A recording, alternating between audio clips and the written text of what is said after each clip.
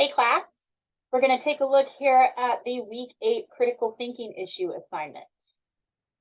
All right, so make sure that you've gone through the lessons in week 8 and that you've looked over chapters 10 and 11.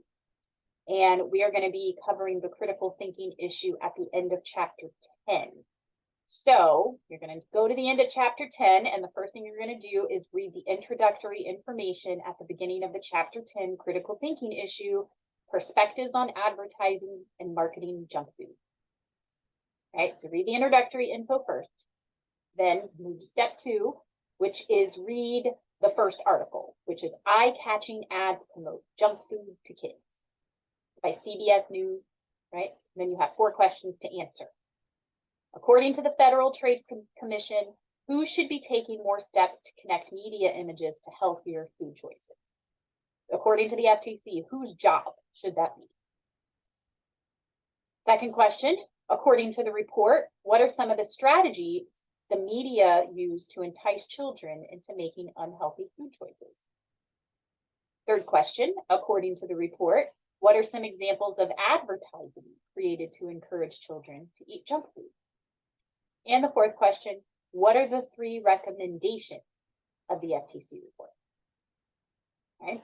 After you've done that, you'll read the second article, which is really just a poll that was done. The poll was Obesity is a Crisis, but We Want Our Junk Food by Jennifer Seeker and Jennifer Agiesta. I'm probably pronouncing that wrong. We have 4 questions about that one. So according to the article, what factors are people most likely to cite as contributing to obesity? Second question, according to the article, what steps did the majority of those polled support for curbing obesity? What steps did they support?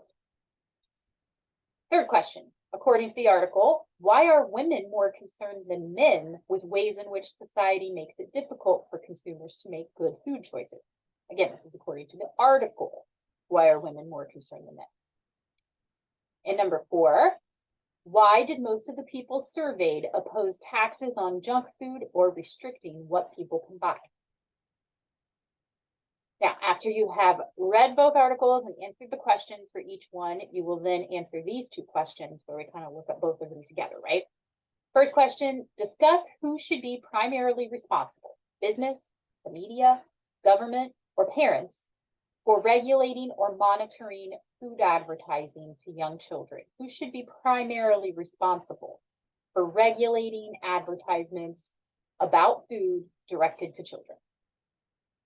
Discuss how this responsibility should be reflected in public policy regarding food advertising to children. The second question, should misleading advertising be legal?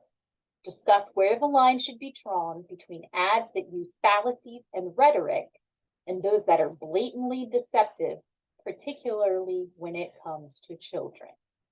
Use specific ads to illustrate your answers and construct a brief argument to support your conclusion. Right? Okay. That's our final critical thinking issue. Do your best to answer those questions. Reach out if you run into any problems. Otherwise, just try to have that in by Sunday night.